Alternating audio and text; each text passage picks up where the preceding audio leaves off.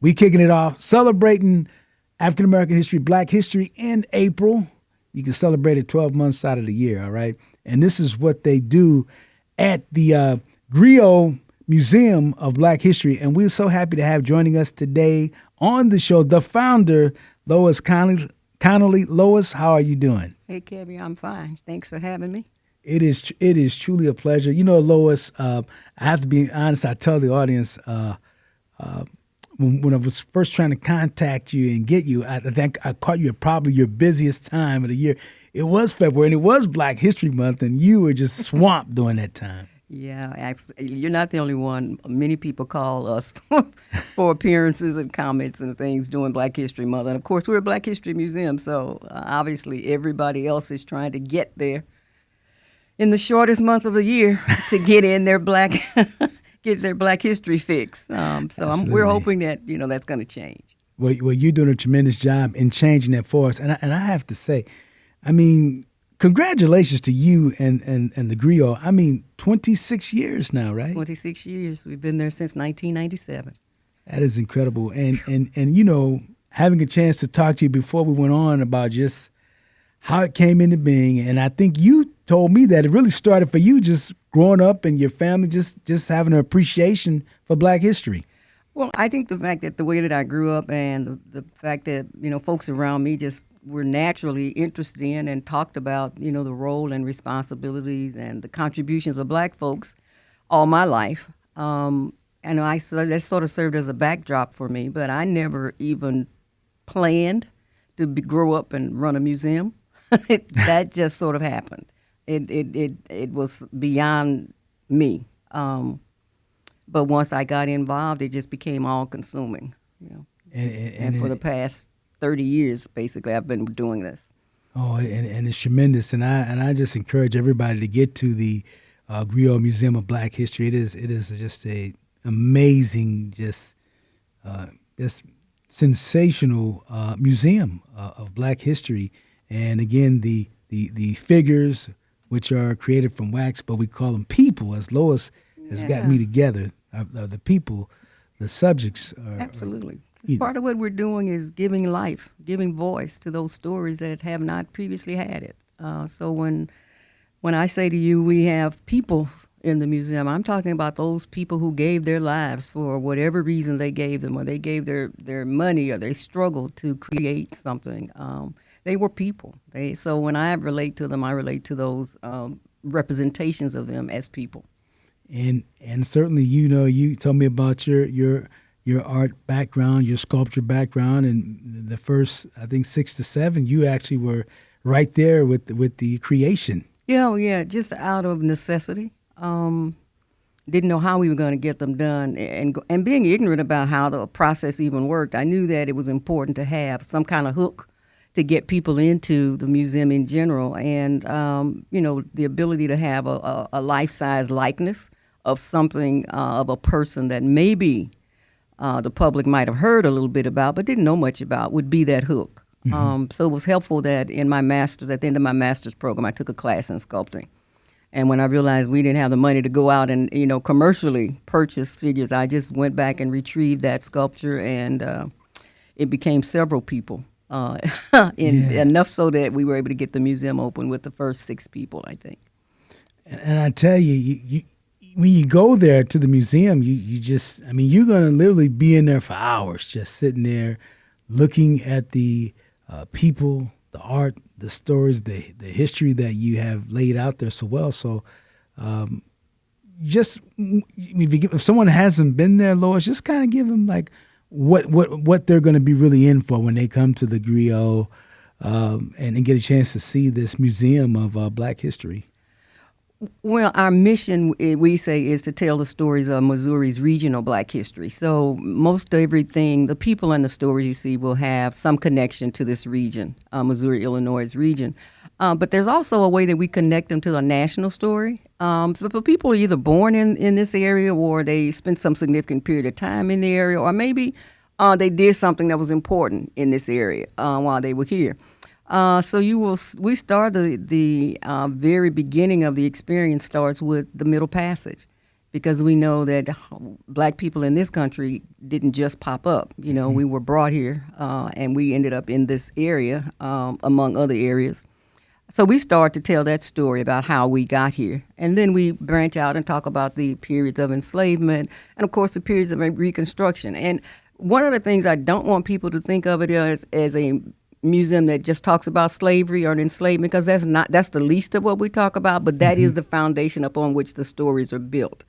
So we go through the museum talking about how we started, but talking about what we've done in spite of, you know, the contributions that we have made. So there's a James Milton Turner, and there's a Elizabeth Keckley, and there's the story of York and his involvement with the Jefferson expansion. There's a George Washington Carver.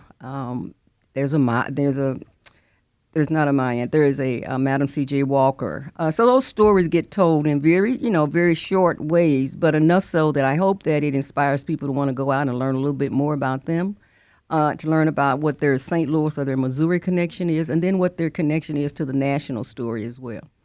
Absolutely, and I know personally, having gone to the museum, it makes you want to take a picture of those people, those topics that you have, and you want to learn even more about it.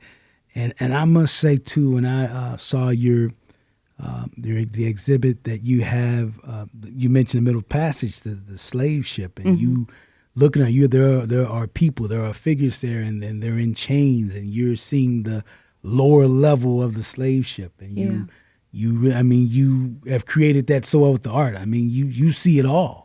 Yeah, and I guess one of the things that I appreciate about the museum is it gives me an opportunity to take an artistic component and combine it with the humanities, the stories, in a way that makes some things that are a little hard to take, makes it a little bit more palatable. And so that as you see, I've created the images in the hold of the ship, which is not a very pleasant scene. And it took some artistic work to do that, and to be able to envision it, and then to create that scene in a way that people could almost experience being there. In fact, when we were building that exhibit, I literally crawled into the space so that I could get a sense of what it would have been like to have been a living person in that kind of confined space. So it's not just creating the art, and it's not just creating stories. It's a way to take the artistic component and give life to the history part of it.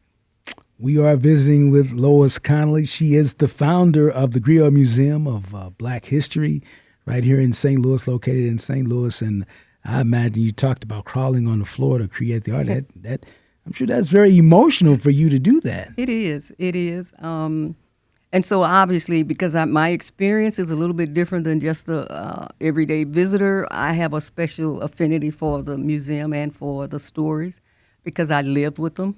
I've had to do most of the research to come up with the stories. And in that process, you bond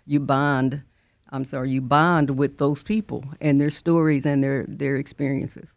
So. And there's so many more. I tell you, Lois, we're going to take a break here, but we want to come back and talk a little bit more to you about the museum. I know you give us this worldwide look at the museum right here in St. Louis, but you also do a tremendous job with the St. Louis presence. I mean, we see people like Chief Sherman George and Percy Green, and you mentioned Madam C.J. Walker, and there's so many more. And so we want to let you kind of tell everybody about that as well. All right. This is the Community Corner with Kevykev. We're going to take a time out, and we're coming right back. Welcome back. The Community Corner with Kevykev. Glad to be back in the house. We're talking some African-American history, Black history, the Griot Museum of Black History. We're talking with the founder, Lois Conley. And Lois, as we kind of wrap things up in the segment here, wanted to tell everybody the address, of course, is 2505 St. Louis Avenue. Right. Yes. And when are you open? We're starting May 1st. We'll be open Tuesday through Saturday, 10 to 5. 10 to 5. And our last admission is at 4. So you need to get those reservations in and make sure you're in before 4 o'clock. So if you're in any later, then you won't get a good experience. You need at least a good hour. A good hour. Yeah, you have to get that in. And like I said, you really get into it. It'll go longer than that. Yeah. And so, of course, if you have groups and you want to take kids to get this experience, the best way is probably through your website. Yeah, the GriotMuseum.com. And it actually will take you through all of the steps for making reservations, and you can pay right online and everything. It's a pretty easy process. You know, and like I said, as we get ready to wrap things up, and again, I thank you so much for being with us. But something I have to ask you about, because this whole conversation is just, it has just been inconceivable to me. But this conversation in our country right now about critical race theory, and particularly in Florida, where you have a governor there who is really pushing to ban the study of Black history. Yeah. What your thoughts as someone who's who is a creator of something like the Black History Museum in St. Louis, the Griot? What are your thoughts, and what have you taken from just what we've experienced with this? Well, what it has done for me is given me more resolve to fight harder for what I do. I think that as you hear more stories from people like DeSantis and other folks, that places like the Griot Museum become even more important, that we're there to pick up that slack to fill those gaps that they're trying to create and make even larger. The fact that they are concerned that we're telling our story gives you reason to know that it's important. Mm-hmm. If they didn't want us, if it wasn't important, they wouldn't be trying to keep it away from everybody. So the harder they try to, get rid of those stories, the harder the work is for those of us who want to keep those stories alive and make sure that our kids know what those stories are, that our children know the legacy of the people who came before them, and that our children know that they also have a responsibility to give back and to keep these legacies alive. That's an excellent point. I want to ask you this too, because as you mentioned, you certainly we talked about the politics and the move by political factions to quiet or to even eliminate the stories that you're telling in the Griot Museum. Mm-hmm. But what about even here locally from an educational standpoint, the responsibility of educators, of the community to support that history that you're doing? Well, I think collectively, it's our responsibility. And I think we're in a time where if we don't recognize now the importance of coming together and unifying around this whole issue, there will never be another time. Things are so hot right now that if we don't take advantage of this and really coalesce around building a strong foundation where we can fight this collectively, we're going to be lost. And I think we need to really be paying attention to this opportunity and take advantage of it. Okay, so I know finally you have a part of, you've got a new sculpture that's actually going up as we speak, or it's being completed. Tell everybody about that. Yeah, this started about 7 months ago, actually, and now we're down to the last leg of it. It is a sculpture that has been designed by Sir David Adjaye. He's a Ghanaian British architect, but if you don't know that name, you might know the name of the African American Museum of History and Culture in Washington, D.C. It's part of the Smithsonian Museum system. He is a designer of that building as well. So it is really a big, big honor that he's a real world-renowned architect and designer, that he has chosen to build a massive outdoor structure at the Griot. It's called Asase, which means earth, and it is built out of what is called rammed earth.